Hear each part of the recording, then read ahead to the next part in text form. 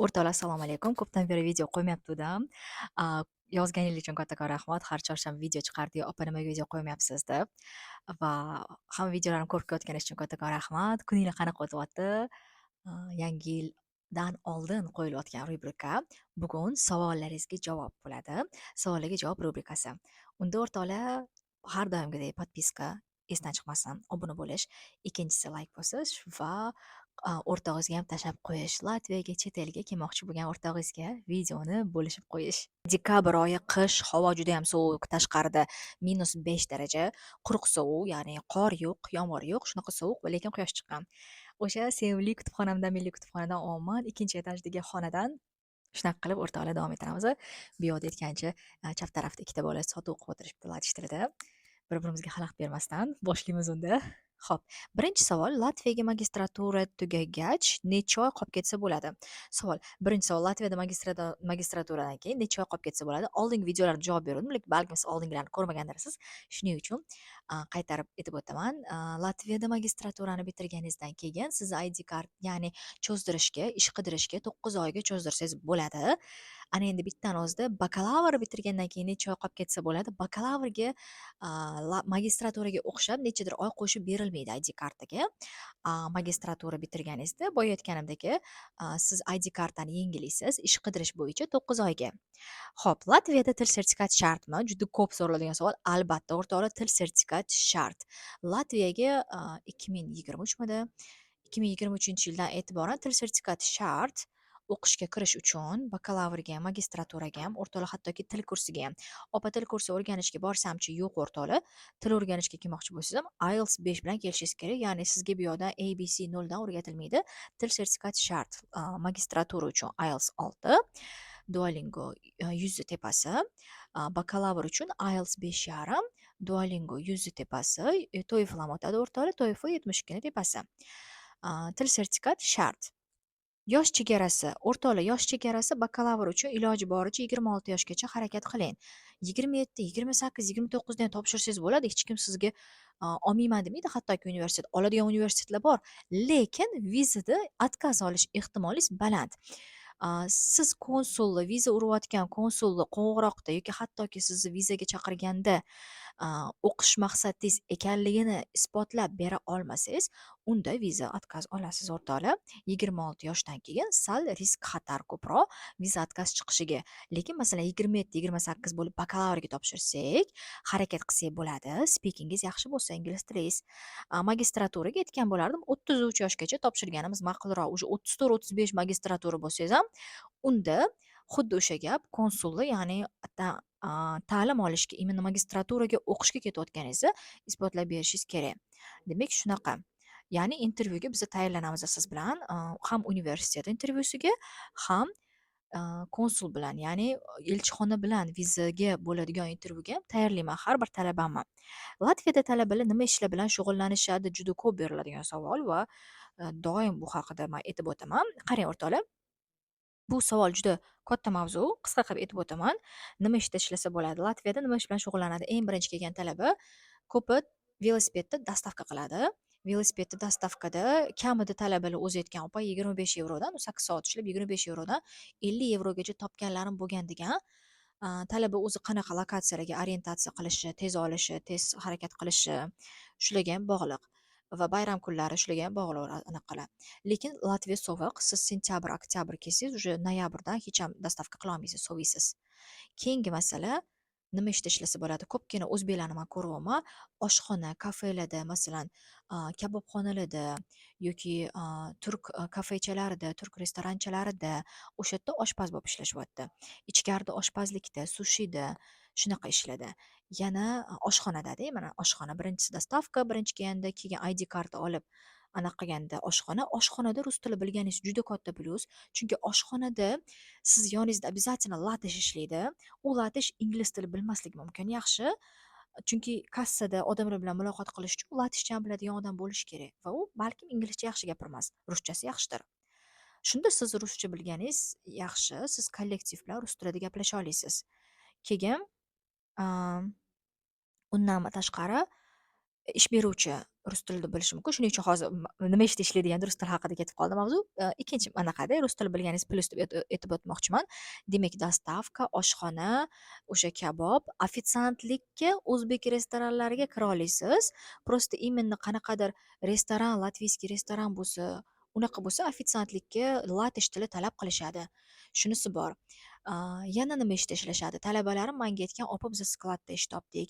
Kechasi chiqyapmiz." Erta talabalar aytgan, "Kechasi chiqyapmiz, tovar taxlashga chiqyapmiz" deyishgan. 3,5 €, 4,15 € olamiz deyishgan soatiga. Har xil olishadi. Yana bir xil talabalar aytgan, "Opa, biza anaqa Maksimada kechasi tozalashda ishlayman" degan.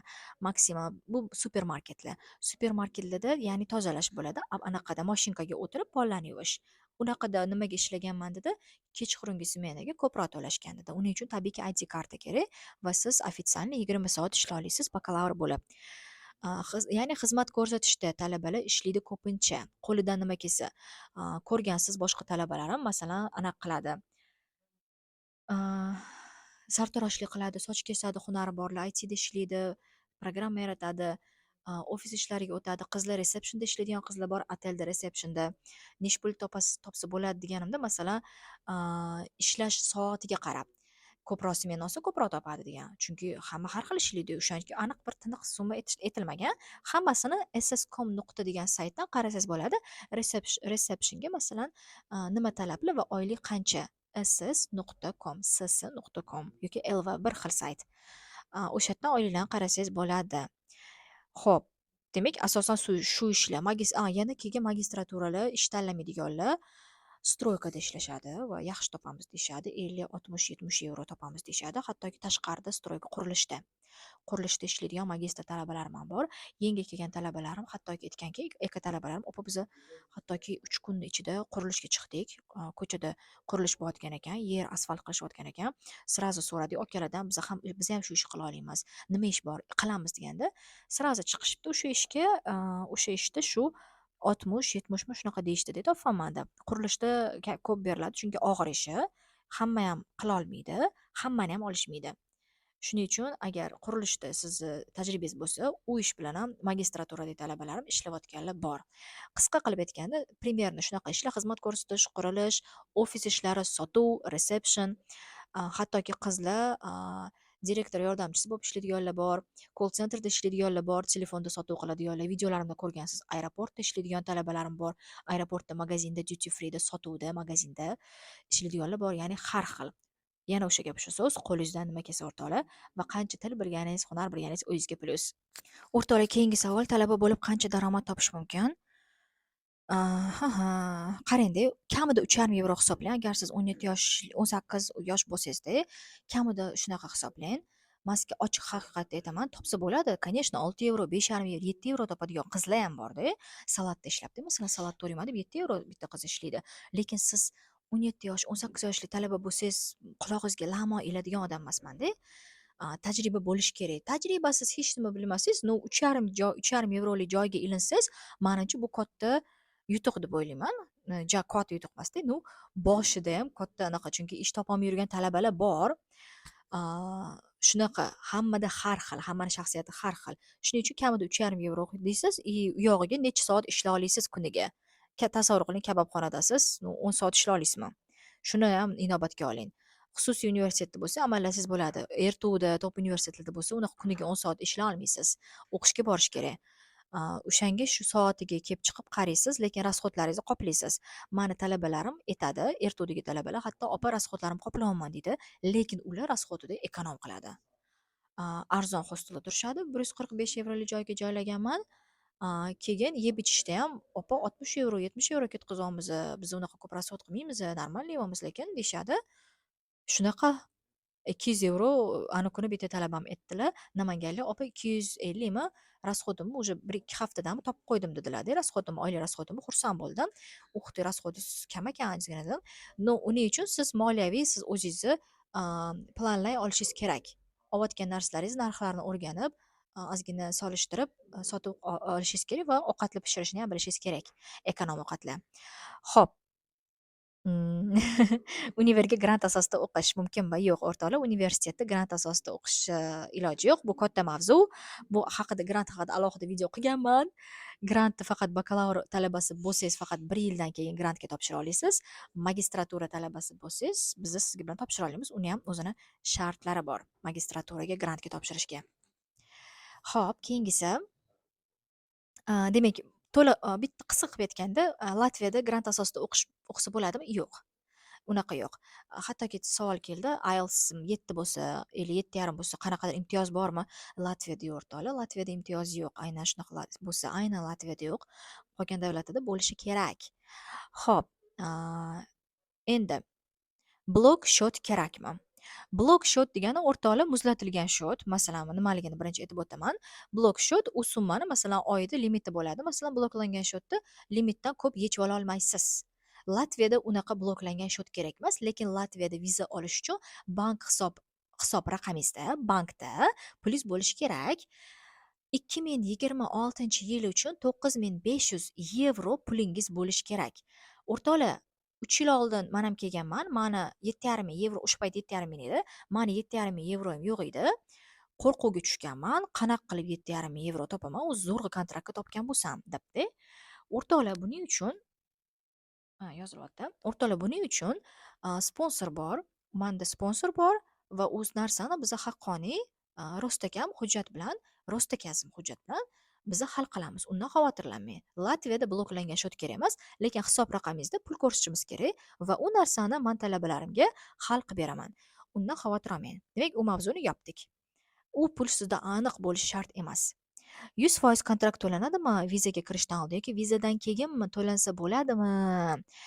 Viza olgandan keyin, viza javob chiqqandan keyin degan savollar bo'lib turadi o'rtoqlar. Yo'q, yo'q. Kontrakt, ya'ni yo'q degani viza bo'lib to'lasa bo'ladimi, vizadan keyin to'lasa bo'ladimi deganda yo'q. 100% kontrakt to'lanishi kerakmi? Albatta. Vizaga kirishingizdan oldin universitetga kontrakt 100% to'lanishi shart. Shundan keyin universitet vizaga kerakli hujjatlarni sizga jo'natadi. 1 yevro hattoki kontrakt kam tushgan bo'lsa ham, 1 yevro tushgan bo'lsa ham, vizaga hujjatlar jo'natilmaydi. Chunki bizada aynan ertuv bilan shunaqa holat bo'lgan. 1 yevro tushmay qolganda, 1 yevro. Chunki talaba Amerikadan to'lagan tanishidan va o'sha yerda konversiya bo'lganda dollar yevroga o'girilayotganda 1 yevro komissiya ham olib qolinganda 1 yevro kam tushgan. Men to'lavorganman keyin Latviyani o'zidan 1 yevro. Lekin o'sha 1 yevro tushmaguncha, qarz o'sha kontrakt full yopilmaguncha viza hujjatligi jarayon boshlanmaydi, viza hujjatlar jo'natilmaydi. Demak, 100% kontrakt to'lanishi shart. Keyin savol keladi bundan keyin, opa masalan viza отказ chiqib qolsa-chi? Kontrakt nima bo'ladi? O'rtoqlar, mani ishlaydigan universitetda kontrakt qaytarib beradi. Bo'ldi. Demak, universitet kontrakt qaytaradi sizda agar viza chiqmasa. Shu. Oila a'zolarini chaqirsa bo'ladimi degan savol. O'rtoqlar, oilamni chaqirsam bo'ladimi degan savol ketuvdi. Oilamni chaqirsam bo'ladimi? Kim masalan? Keling, boshidan bir chekkadan o'tamiz. Bu videoga qisqagina bu savolga qisqa video qilgan edim. Xo'p, oila deganda birinchi turmush o'rtog'ini aytaylik. Masalan, Anvar o'qishga kirdi, o'qishga keldi va ayolini chaqirmoqchi. Yo'q o'rtoqlar, unaqa narsa yo'q Latviyada. Ayolini chaqirish va qolib ketish. Birinchisini yopdik. Farzandlar masalasi, agar masalan deylik Anvar bor yoki qiz talaba bor va uni farzandlari bor, farzandlarini olib keta oladimi? Universitetga bog'liq o'rtoqlar. Universitet talabani farzandlariga qilib bersa приглашение, iloji bor. Qilib bermasa iloji yo'q. Universitetda Latviyada prinsip shunaqaki, talaba o'qishga kelyaptimi, demak o'qish kerak. U ayolini, xotinini chaqirsa o'qishga fokus qarata olmaydi. Demak, u o'qishga kelmayapti, demak u oila sulolasini olib kelishga kelyapti degan fikr mulohazaga keladi universitet va bu narsa qilmaydi. Ya'ni farzandlar ham xuddi shu narsa, farzandlar ham agar universitet qilib bersa, ну, вряд ли, chunki universitetlarda men so'raganman, turmush o'rtog'ini chaqirsa bo'ladimi? Yo'q, kiloli biza invitation qilmaymiz deyishgan. Latviyada universitetlar qilmaydi, biza qilmaymiz deyishgan universitetlar. Shuning uchun balkim sizni farzandingiz bo'lsa va sizni til sertifikatingiz bor, magistraturada o'qimoqchisiz, unda jo'natib qo'ying menga hujjatlaringizni, загранпаспорт, IELTSingizni, diplomlaringizni universitetga jo'nataman va tagida shundoq yozib yuboraman, talabani farzandlari bor. talaba farzandlari bor, birga kelmoqchi, olasizlarmi universitetga, farzandlariga приглашение qilasizmi? Shunda biza javobni siz bilan ola olamiz. Qilib beradimi? Universitet sizni olishga tayyormi? Ya'ni sizni o'qishga qiziqishingizni ustun qo'yayotganingiz, ya'ni tasavvur qiling, sizni 3 ta farzandingiz bor, o'qishga kelmoqchisiz, siz qanaqa qilib o'zingizni qoplashingiz kerak? Siz o'qishga fokus qarashingiz kerak, plus yana 3 ta farzandingiz bor deylik, 3 ta farzandingizni ham masalan qoplashingiz kerak, ham chet elda va a, shu tushunchadan kelib chiqqan holda katta ehtimol bilan universitet приглашение qilmaydi. Lekin siz aynan yo'q, yana man aniqlashtirmoqchiman desangiz, boya aytganimdek hujjatlarni jo'nating, farzandlaringizni ham so'rab ko'raman universitetdan, olishadimi, приглашение qilishadimi yoki yo'qmi? Shunaqa masala. Lekin u yoqda ikkinchi masala turibdi, viza chiqishi, farzandlaringizga viza chiqishi masalasi yoki sizga chiqishi masalasi farzandlar bilan. Demak, shunaqa. Xo'p. Agar qonun bo'yicha-chi, opa qonun bo'yicha deganda, bu masalada universitet hal qiladi. Universitet именно farzand masalasida. Uje qonun bo'yicha ayolini xotinini olib kelish mumkin emas. A, Farzand bo'yicha uje bu yoqda universitetni prinsiplariga asoslanadi farzand masalasi. Chunki siz migratsiyadan so'rasangiz, migratsiyaga borib so'rasangiz, masalan, farzandim olib kelamisiz, universitetingga bor, universiteting bilan gaplashasan deydi. Universitetingiz o'q desa, okey. Agar universitetni prinsiplariga, qonunlariga farzandingizni olib kelish to'g'ri kelmasa, unda bo'ldi, olib kelolmaysiz. Boshqacha yo'ldan qarab ko'rishingiz mumkin. Bilmadim nima yo'l farzand olib kelishga. Masalan, u maktab o'quvchisi bo'lsa. A, Lekin mana shu yerda aytaman, siz agar talaba bo'lib tursangiz, mana o'sha keyingi mani xizmatim, siz talabasiz yoki man o'zim bu yerda talabaman. Talabasiz, siz oyingizni, dadingizni, opangizni, singlingizni, hatto uylangan bo'lsangiz, ayolingizni, turmushga chiqqan bo'lsangiz, eringizni mehmonga bu yoqqa chaqira olasiz. 2 hafta, 3 haftaga turistik viza bilan masalan siz chaqira olasiz. Ularga men sizga приглашение qilishni o'rgataman. Siz o'zingizni qarindoshlaringizga, bir familiyalilarga приглашение, invitation qilib chaqira olasiz mehmonga. Ular sizni qisqa muddatga kelib, ko'rib, qaytib ketishi kerak. Qaytib kelmasa, endi siz uni garantiyasini olasizda, chunki siz bo'yningizga olib chaqirgansiz. C kategoriya viza bilan ular, ya'ni short term, ya'ni краткосрочный viza deyiladi. Qisqa muddatli biz viza ola olamiz. Mana shu mani keyingi yangi xizmatim. Aytgancha unga alohida video qilaman. Endi orada aytib o'tyapman, chunki men o'zim ham xudo xolisa boshladim. Bitta natija olib, men sizga keyin full video qilib beraman. Lekin mana aytganim bo'yicha mani keyingi xizmatim, ya'ni oila a'zolaringizni mehmonga chaqira olasiz. Oyingizni, adingizni chaqirib, bu yoqqa Latviyaga siz Yevropani ko'rsata olasiz, nafaqat Latviyani. Ular Latviyaga keladi, birga Italiyaga borsangiz bo'ladi, Ispaniyaga borsangiz bo'ladi, Germaniyaga birga sayohat qilsangiz bo'ladi. Qanaqa go'zal niyat, ya'ni siz oila a'zolaringizni, ota-onangizni sizga pul to'lab, kontrakt to'lab jo'natgan sevimli ota-onangizni duolarini olib Yevropani ko'rsatasiz endi. Menimcha bu juda zo'r narsa. Ya'ni bu mavzuga yana chuqurlashamiz. Men ham o'zim natija olay o'rtoqlar, keyin men sizlarga alohida video qilib beraman. Demak, dasturxonni uchini chiqardim, planni qilaveringlar. Xo'p, farzandlari buni universitet bilan intervyu osonmi? Universitet bilan intervyu osonmi? O'rtoqlar, birinchi mavzu bu universitet bilan intervyu osonmi? Qaysi universitet bilan degan savol. Agar siz bilan biz xususiy universitetga topshirsak, professor bilan intervyu bo'ladi. U yoqda aniq-tiniq даже hattoki mani 30 ta savolim bor. 30 ta professor berishi mumkin bo'lgan savollar, o'shalarga tayyorlanamiz. Ya'ni professor bilan onlayn, yuzma-yuz, face to face onlayn shaklda intervyu bo'ladi. Masalan, nimaga Latviya, nimaga shu universitet, nimaga shu programma, shunga o'xshash savollar va siz bilan o'sha savollarga qanaqa to'g'ri javob berish kerak, men tayyorlayman. Sizni speakingingiz sharillatsangiz, speakingingiz deylik, IELTS deganda 6 bo'lsa, просто 5,5 sal slabiyda. Speakingingiz 6 bo'lsa, qo'rqmasangiz bo'ladi, o'tasiz.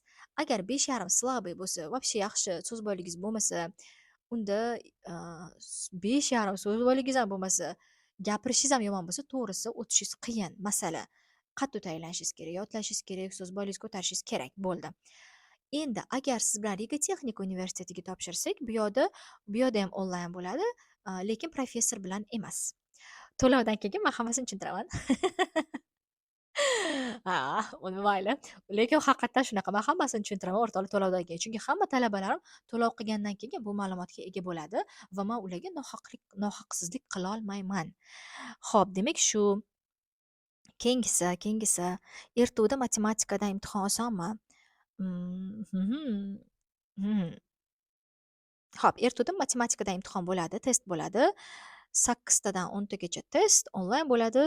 Э, qiyin ну, maktab programmasi maktab programmasi. Osonmi, qiyinmi? Endi maktab programmasini bilsangiz sizga oson.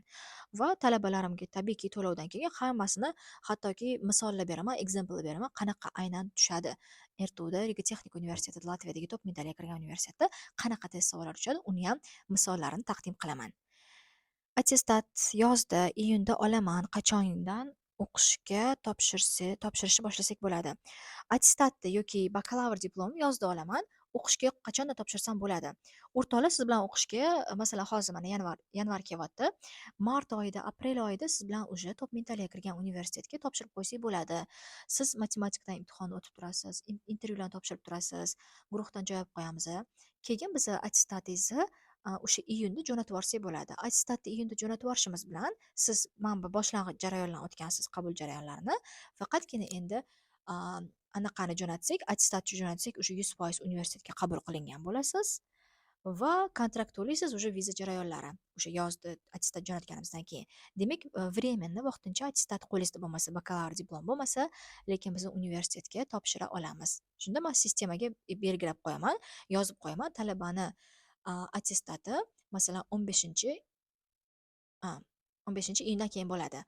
Bakalavr diplomi 15-iyulsidan keyin bo'ladi deb belgilab qo'yaman va universitet buni inobatga oladi tabiiyki. ID karta olish osonmi? ID karta olish, to'g'risi, bitta talaba menga aytganlar, o'zlari boshqa konsaltingdan kelgan talaba, Hilol opa boshqa konsaltingdan kelgan talaba aytyapti, ID karta olaman deb qon bo'lib ketdim degan, qo'pol qilib ketganlar, ya'ni shunaqa deganlar. Haqiqatdan shunaqa. Chunki u vizaga, masalan, hujjatlarni bitta to'pladingiz, topshirib yubordingiz, chiqdi viza. No, ID kartada unaqa emas. Jarayon unaqa emas. Bitta topshirib yubordingiz, bo'ldi. 14 kundan keyin oldingiz degani emasda. ID kartani jarayonlari bor, tushunish kerak. Qaysidir paytda o'shanga menimcha oson deb o'ylamayman, lekin men bilan kelsangiz oson. Ishonavering, men bilan kelsangiz, men bilan o'qishga topshirsangiz oson. O'zini reklama qilyapti deb o'ylamanglar, o'zini maqtayapti deb olmanglar. Realni o'zim maqtayapman, haqiqatdan ham men bilan kelsangiz oson. Men kelmasangiz, o'zingiz boshqa konsaltingdan kelsangiz, o'zingiz kelsangiz, haqiqatdan qiynalasiz. Ha, Riga texnika universiteti tushuntiradi, lekin Riga texnika universiteti birinchi mm, first step first step tushuntiradi. Ya'ni birinchi qadam. U 3 ta qadam, hattoki 4 ta qadamdan iborat. 4 ta qadamdan. Bo'ldi. Sizda ingliz tilida tushuntiradi. Ammo sizni ona tilingizda tushuntiraman, siz tilida tushuntiradigan tilda bir necha marta tushuntiraman. Misollar beraman, birga borib topshiraman. Shuning uchun ha, o'zingiz topshirsangiz qiyin, o'zingiz topshirsangiz, birgalikda talabalar bilan topshirsam unaqa qiyinchilik his qilishmaydi. Shunda ham qiyin deyishadi, shunda ham. Chunki aytyapman. Demak, shunaqa. Ahahaha. Bugungi video menimcha qisqa bo'ldi. O'rtoqlar, qanaqadir savollar bo'lsa yana kommentariyada qoldiringlar. Balkim yanvar o'rtasiga yana keyin savollarga javoblar degan rubrikada qilaman. Keyingi qismini, ikkinchi qismi bunaqa qilganman rubrika. O'rtoqlar, podpiska, obuna bo'lib qo'yasizlar, kommentariy yozib qoldirasizlar va savollar yozib qoldirasizlar. Shunda Latviyada sizlarni kutaman hammanglarni. O'qishga biz bemalol topshirishga ulguramiz. September intakega, top mintaliga ham, xususiy universitetga ham. Unda oxirigacha bo'lganingiz uchun kattakon rahmat. Xayr.